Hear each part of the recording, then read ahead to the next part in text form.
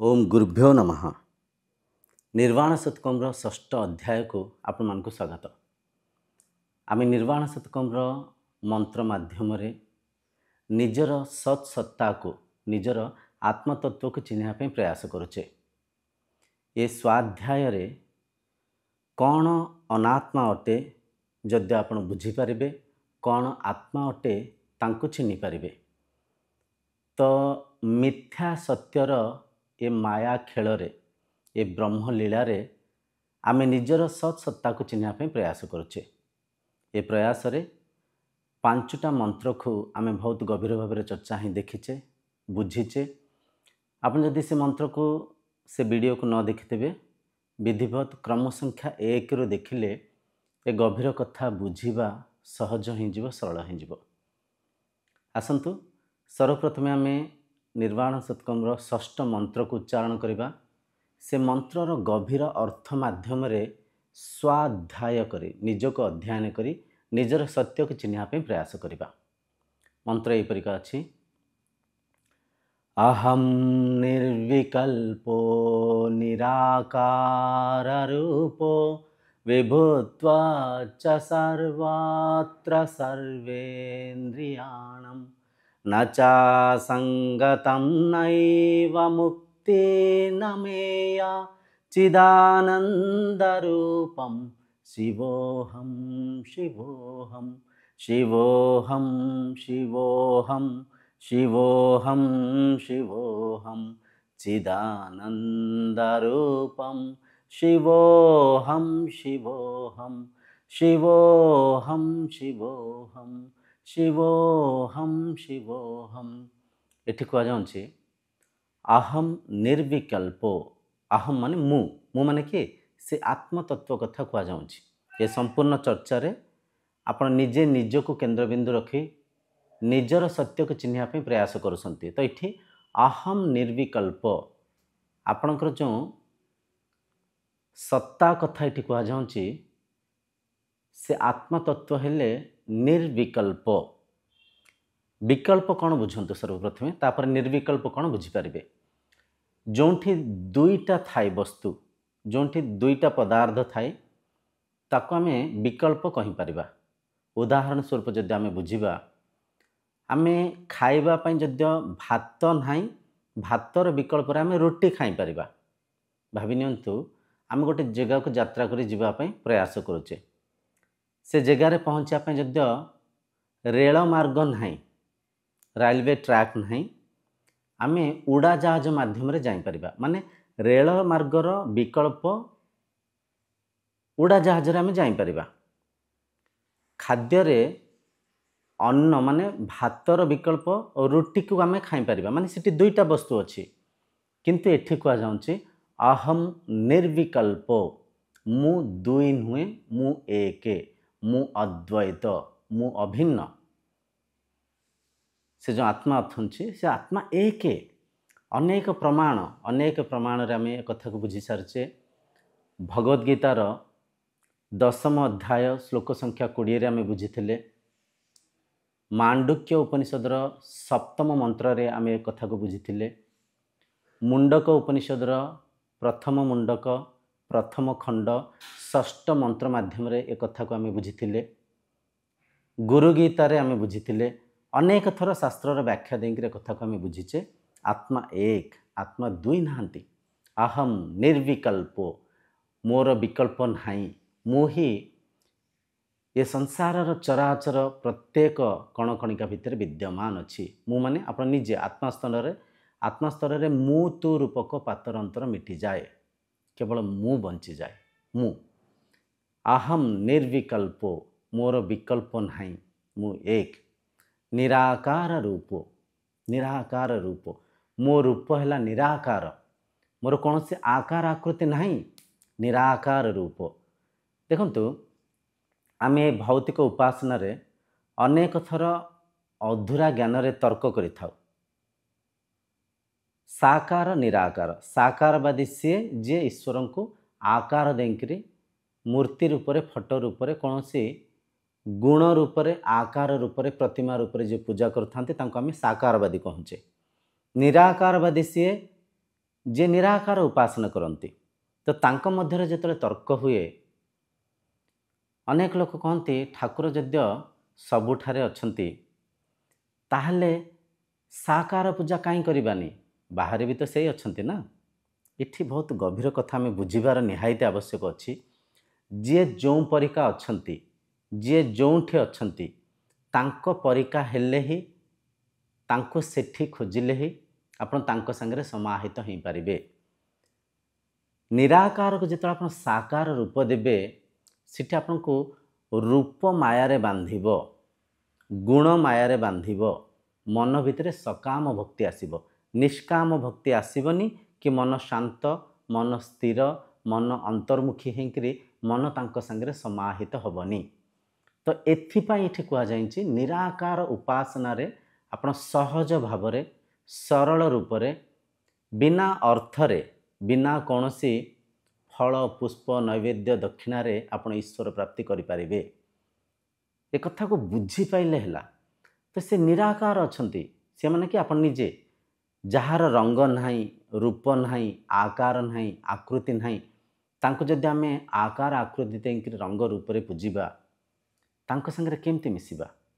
आउ गोटे उदाहरण स्वरूप आपण आउ टिके गभीर भाव रे कथा को बुझंतु। भगवद गीतार 18 अध्याय श्लोक संख्या 66 रे एई कथा लिखा अछि सर्वधर्मं परित्यज्यं माम एकं शरणं व्रज अहम त्वं सर्व पापेभ्यो मोक्षयिष्यामि मा शुचः। सेठी मध्य से शरीरधारी कृष्ण आत्मतत्व कथा बुझौसंती।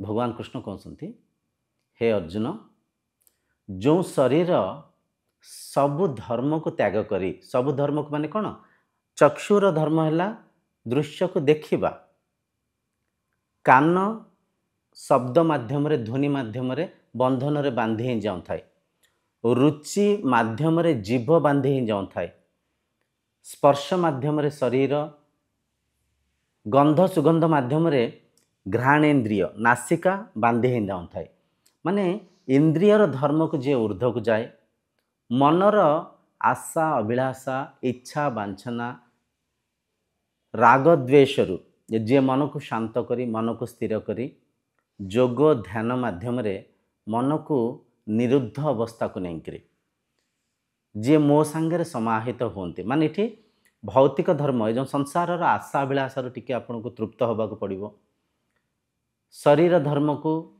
त्याग करी शरीर धर्मर ऊर्ध्व को जाऊ पड़िबो इंद्रियों को नियंत्रित रखा पड़िबो मन को शांत करी मन को स्थिर करी जे से निराकार तत्व संगे समाहित होती तांको से भगवान मुक्ति प्राप्त करती माने निर्वाण प्रदान करती मुक्ति प्रदान करती।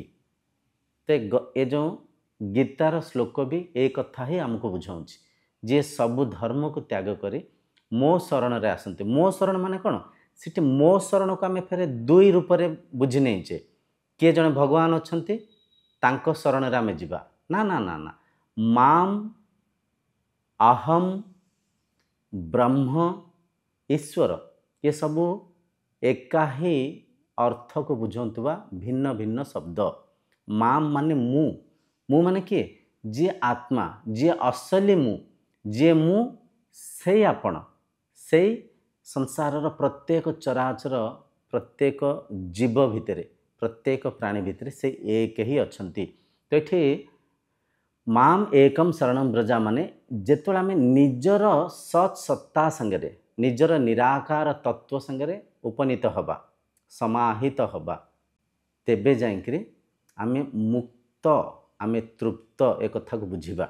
आमे मुक्तिर आवश्यक आत्मा को नहीं मुक्तिर आवश्यक मन को अच्छी।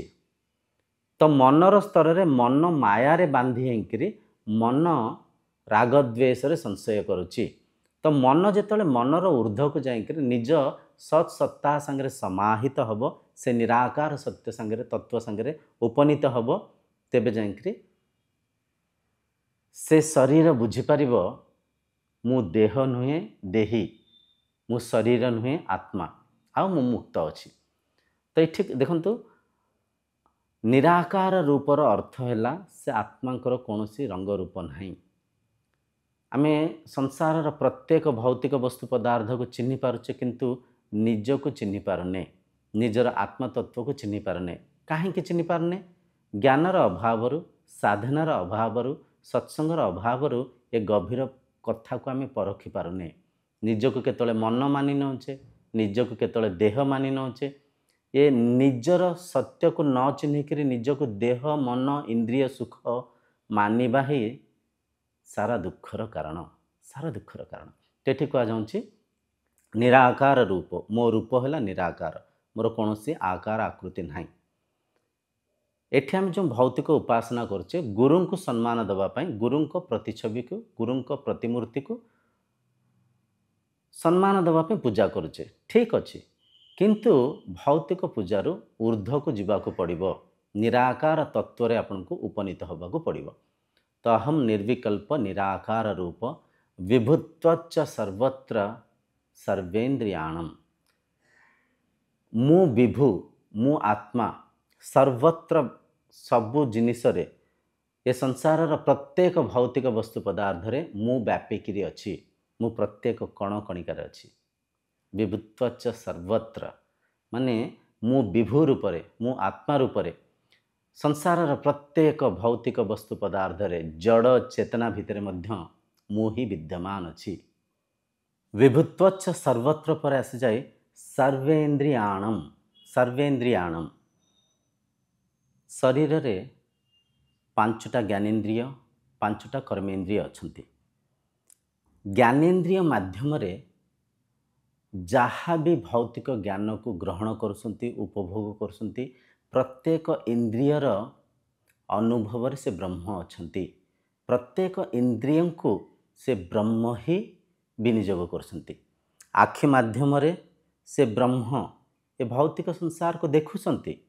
कान माध्यम रे मन द्वारा से ब्रह्म ये भौतिक संसार को शुणुसंती। जीभ माध्यम रे मन द्वारा मनर ऊर्ध्वरे थाई रुचि को चाखुसंती। घ्राणेन्द्रिय माध्यम रे गंध सुगंध को मन द्वारा से ब्रह्म परखुसंती।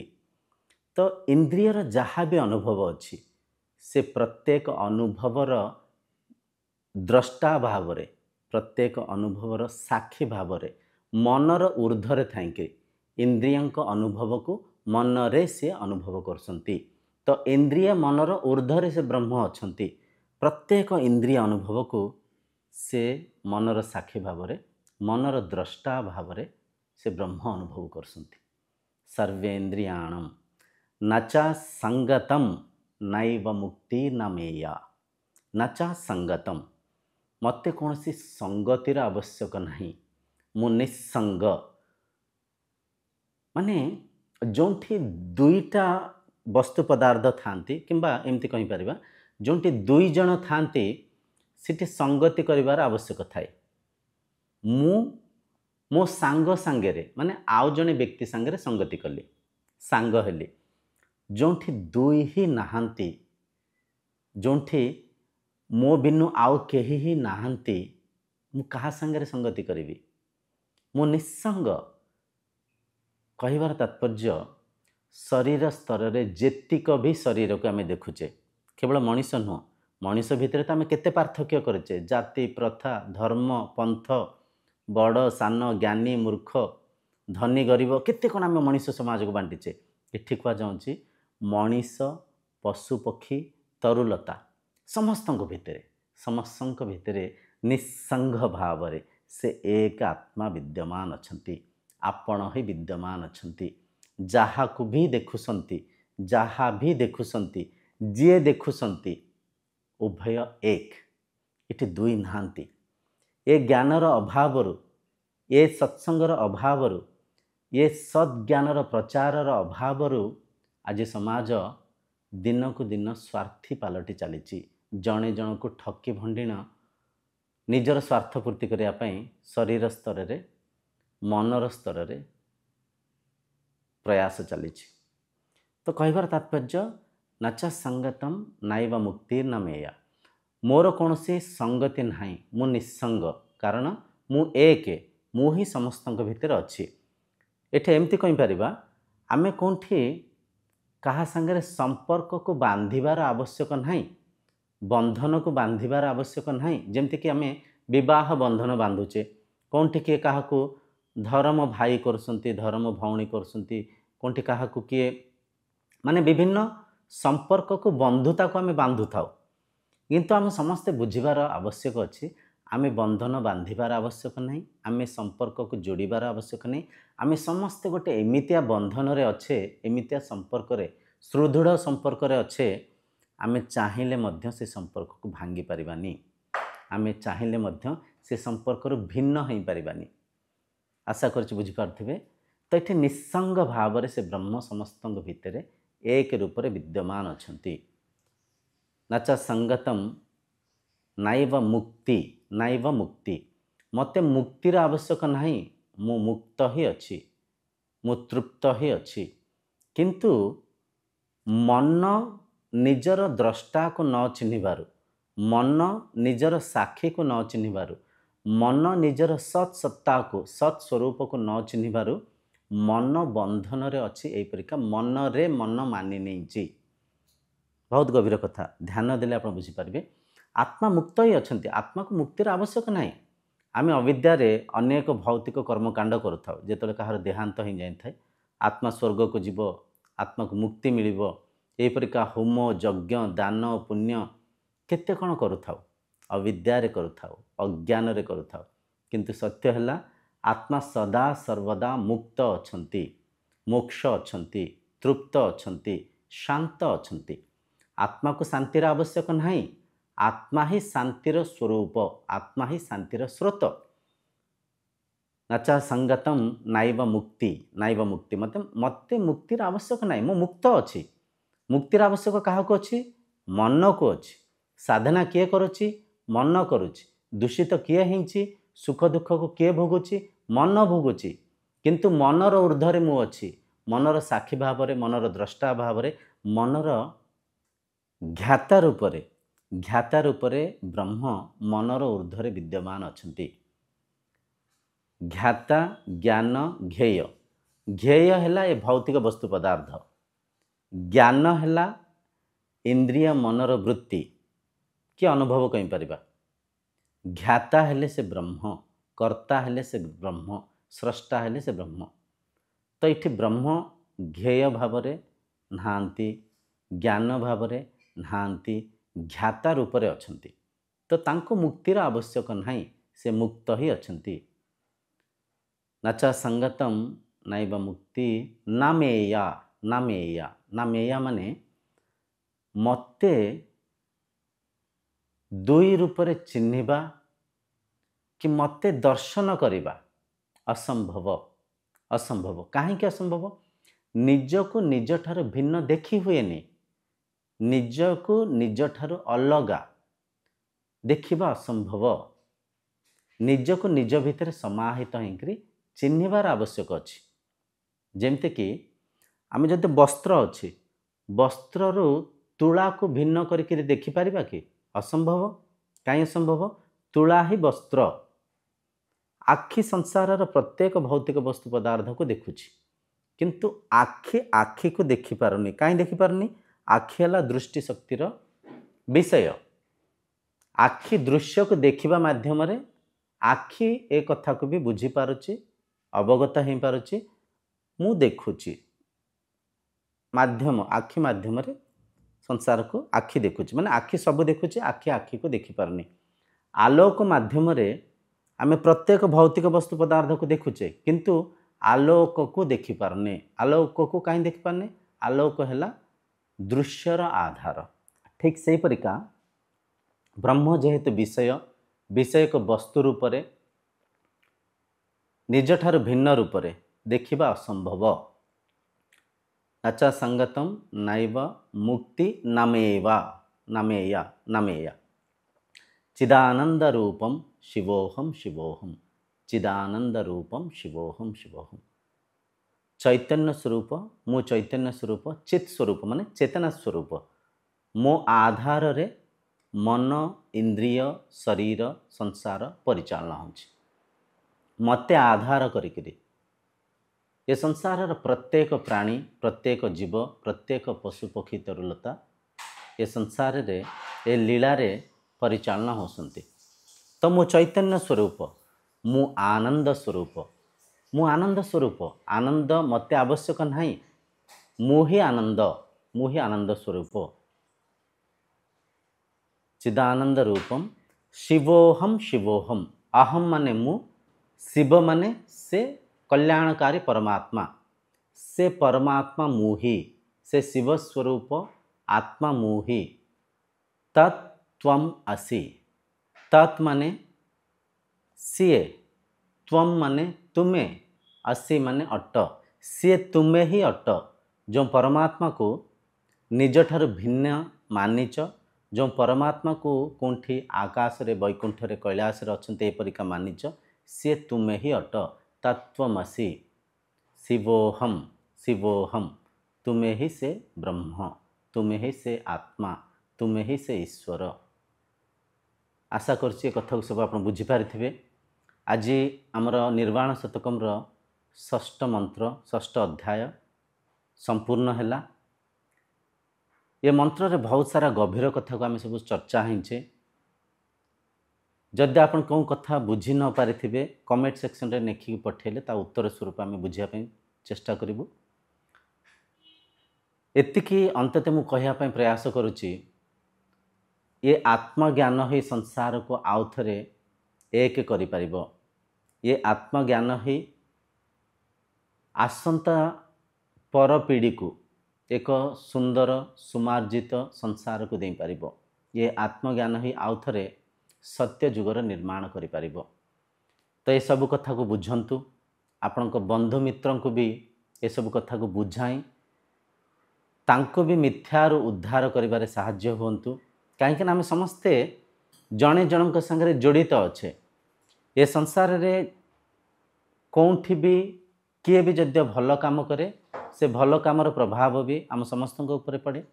ये संसार रे कौन से शरीर कौटी भी जद्य किसी मंद कर्म करे से मंद कामर भी प्रभाव आम समस्त ऊपर पड़े। तेणुक भल काम करवा जी भल भल करुथिबा व्यक्ति को साहाय्य करवा भी सेतिकी भल। जेते भल को बांटिबा जेते भल ज्ञान को आम परसिबा संसार सेते सुमार्जित सुसंस्कारित सुखमय आनंदित हेका जीव। आजिर सत्संग को एठी विराम देवा। आगामी वीडियो रे मैं और बहुत सारा आत्मतत्व कथा बुझिकी निजर आत्मानुभूति करने ब्रह्मानुभूति करने निजर सत्य को चिन्ह प्रयास करवा। ओम शांतिर्भवतु।